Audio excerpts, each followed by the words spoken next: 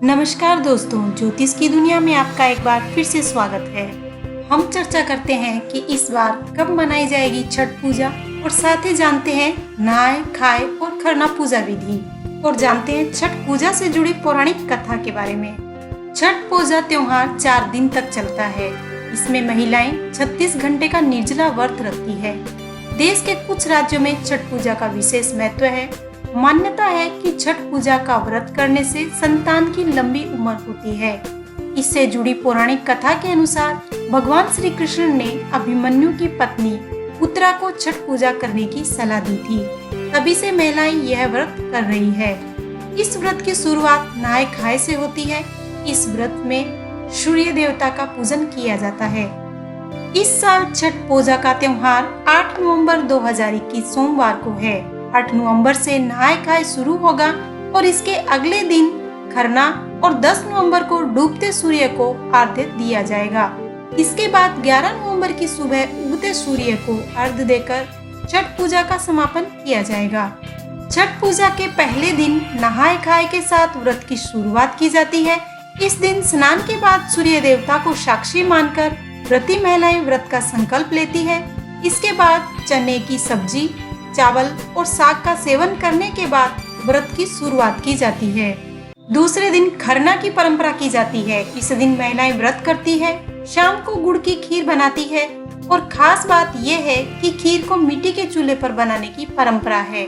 तीसरे दिन छठ होती है। इस दिन महिलाएं किसी तालाब, नदी या घाट पर जाती है, जहां छठी मैया की पूजा अर्चना करती है। इस पूजा में महिलाएं पानी में खड़े होकर डूबते सूर्य को अर्घ्य देती है। इसके बाद वापस घर आकर कोसी भरने की परंपरा करती है। छठ पूजा के चौथे दिन व्रत का पारायण किया जाता है। इस दिन महिलाएं सुबह सूर्योदय से पहले घाट पर जाकर पानी में खड़ी होती है और उगते सूर्य की पूजा का अर्घ्य देती है। फिर प्रसाद खाकर व्रत का पारण करती है। अब जानते हैं छठ पर्व पर किसकी पूजा होती है। छठ महापर्व में मुख्यतः सूर्य देव की पूजा की जाती है, आराध्य दिया जाता है। सूर्य प्रत्यक्ष रूप से दिखाई देने वाले देवता है, जो पृथ्वी पर सभी प्राणियों के जीवन का आधार है। सूर्य देवता के साथ साथ छठ पर छठी मैया की भी पूजा करने का विधान है। पौराणिक मान्यता के अनुसार छठी मैया यानी छठी षष्ठी माता संतान की रक्षा करती है और उन्हें दीर्घ आयु प्रदान करती है। शास्त्रों में षष्ठी देवी ब्रह्मा जी की मानस पुत्री भी कहा गया है। पुराणों में इन्हें माँ कात्यायनी भी कहा गया है, जिनकी पूजा नवरात्रि में छठी तिथि को होती है। षष्ठी देवी को ही स्थानीय भाषा में छठ मैया कहा जाता है। अब जानते हैं छठ पूजा से जुड़ी पौराणिक कथा के बारे में। छठ पर्व का उल्लेख ब्रह्मवत पुराण में भी मिलता है। एक कथा के अनुसार मनु के पुत्र राजा प्रियव्रत को कोई संतान नहीं थी। इस वजह से वे बहुत दुखी रहते थे। ऋषि कश्यप ने राजा से पुत्र प्राप्ति के लिए यज्ञ करने को कहा।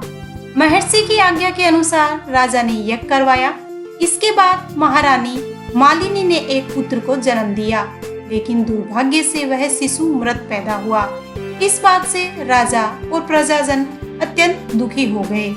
तभी आकाश से एक विमान अवतरित हुआ, जिसमें माता छठी विराजमान थी।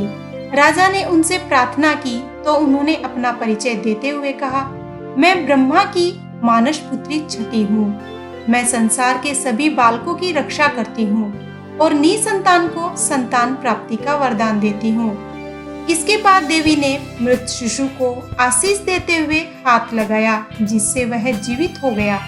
देवी की इस कृपा से राजा बहुत प्रसन्न हुए। उन्होंने छठी माता की आराधना की। इस घटना के बाद धीरे धीरे इस देवी का प्रचार प्रसार सभी जगह फैल गया और इनकी पूजा आराधना की जाने लगी।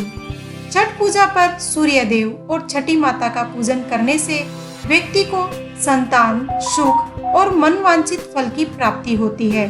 सांस्कृतिक रूप से छठ पर्व की सबसे बड़ी विशेषता है कि इस पर्व की सादगी, पवित्रता और प्रकृति के प्रति प्रेम का भाव है।